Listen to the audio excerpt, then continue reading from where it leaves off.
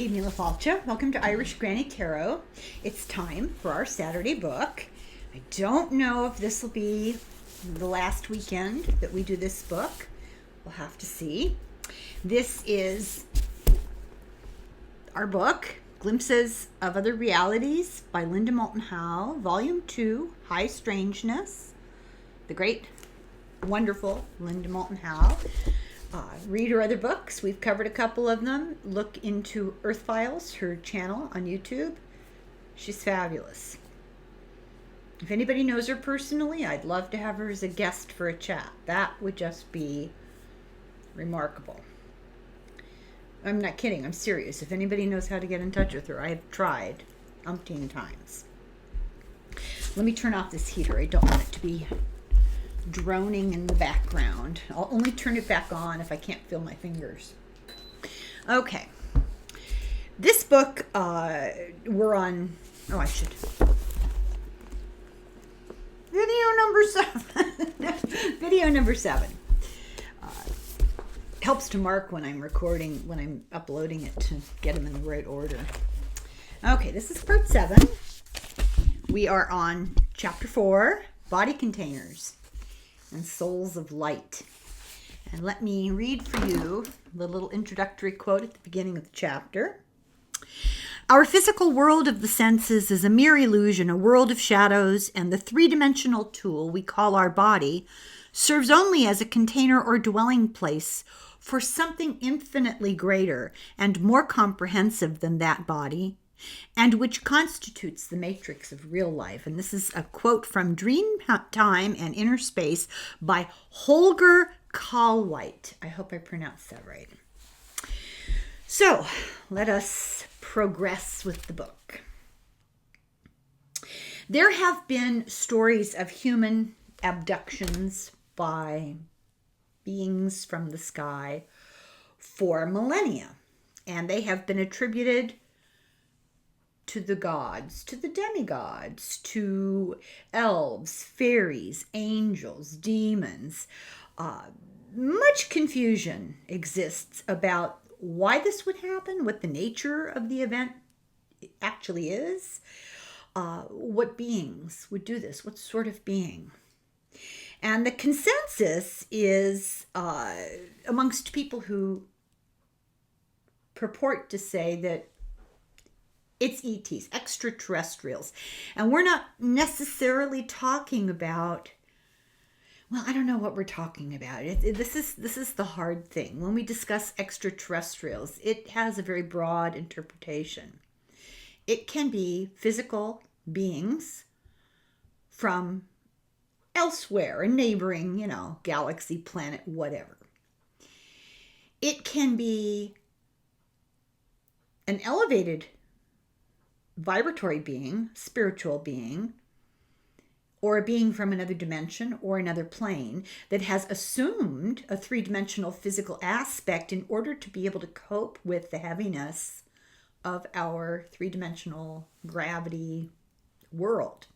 We're very low, we're very heavy, we're very ponderous beings pulled to the earth. And we're discussing entities, whatever their nature, that have a much higher vibratory, energetic constitution. And it's hard for them. That's why it's very hard for people who love you when they die to get in touch with you. They would if they could. But lowering their newfound higher vibratory level to a level that lets them interact in a material way, it's extremely unpleasant and difficult for them. And so that is what people have been told. I'm not making that up. People have been told that many, many times. So we don't know. The consensus is basically that we're being visited. We're being visited by beings from elsewhere. The elsewhere part's the part that no one can agree on. But we know that there are at least 2 types interacting with us, and that they have created biological androids that look somewhat like them, but not entirely, that are their foot soldiers, kind of. So I have a quotation here. One abductee, whose book we did ages ago, Betty Andreasen Luca, says the small gray entities, communion, are remote imaging surrogates connected with bioelectric mind projections to a tall humanoid intelligence that assigns tasks on this planet. Okay, well, that's certainly a lot more clear. Hybrids have been shown to abductees. They return with stories of being aboard some sort of ship, craft, and being shown laboratory environments with many hybrids in clear tubes or fully functioning alive hybrids have been brought and shown to them, and they've been told, this is your child. That's some kind of dream to have. So they've been given those sorts of visions. That's the information they've received. They've been told about Earth catastrophes. They've been sometimes given morality plays, little challenges of choices to get them to make good choices while they're gone, while they're under, craft arrest, whatever it is. Often they'll see their own past, or they'll see their own past lives, and they'll feel extreme emotion. And it has been suggested, are these beings purposely getting humans to feel the emotions so that they can collect them energetically. They've been warned about damage to the environment, and survival of the humans and survival of the rest of the planet have been discussed. Questions have been asked such as, are these from our future? Are we visiting ourselves? Is this an example of time travel? That's why, it's hard to actually call them ETs even, because maybe they're not from somewhere other than Earth. Maybe they're extra temporal. They're from another time. They often use deception or camouflage as a mind manipulation, or to get people to forget what they've seen. It's hard to know what's true about all of this. The most obvious true thing is that something is going on. And allegedly there has been transfer of souls, which involves cloning. We're going to go back over this. This is just a little bit of a summary. Creation, storage, and activation of body containers, according to some abductees, is accomplished with cloning, tube, and light technology. Transfers described to her, to Linda Moulton Howe, have included the soul moving from a dying human body into a younger cloned version of the same human body, from a currently living body, human being, into an identical cloned duplicate, and from a currently living human being into an alien body and back into the human body. So, okay. So this chapter involves bodies in suspended animation being controlled by ETs. It talks about things like the Egyptian Book of the Dead, souls protected from reptiles that are allowed to move on as they're being protected. I'm trying to see. Well, I'm not going to show you these pictures. They show pictures from the Egyptian Book of the Dead. They show pictures from the Tibetan Book of the Dead. And it's just a little bit more in-depth look at the fact that this is an ancient set of beliefs. So case one, you can talk about in this chapter actual cases. Linda Porter from California in 1991 received an envelope with a cassette, if you remember cassette tapes, with drawings and with a letter. Now, Linda Moulton Howe received this envelope from Linda Porter.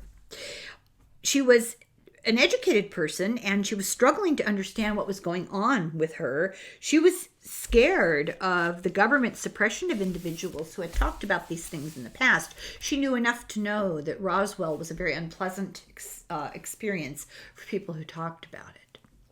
So in her letter, she said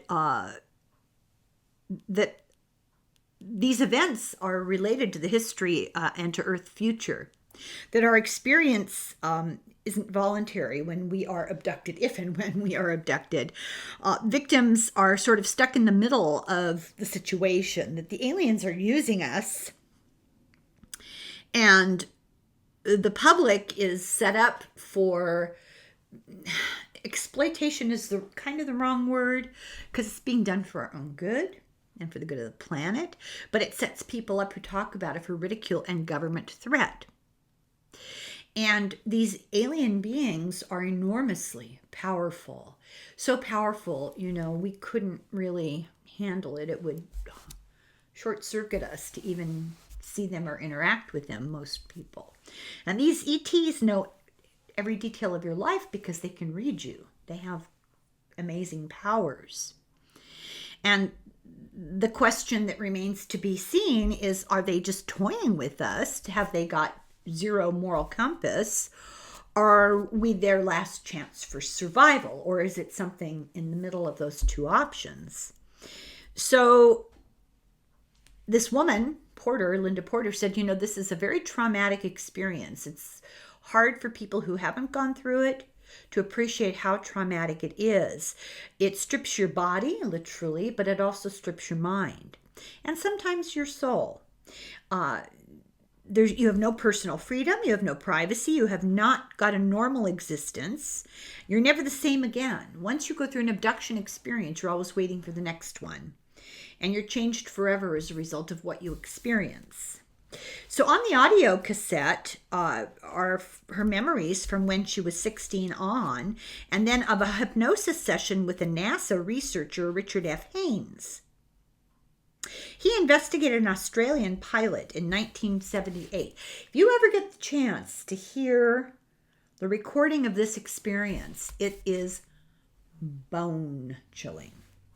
1978, Fred Valentic, I hope I said that, flew out of Melbourne, a young guy, Melbourne, Australia, and he was an amateur pilot, and he got on the radio and said that he'd seen something and it wasn't an airplane and he didn't know what it was, and he was becoming increasingly more panicked. And he said that it's hovering and it's not an aircraft. And this was a frantic radio transmission, and then he disappeared. They had 5 minutes of his voice on a cockpit tape, and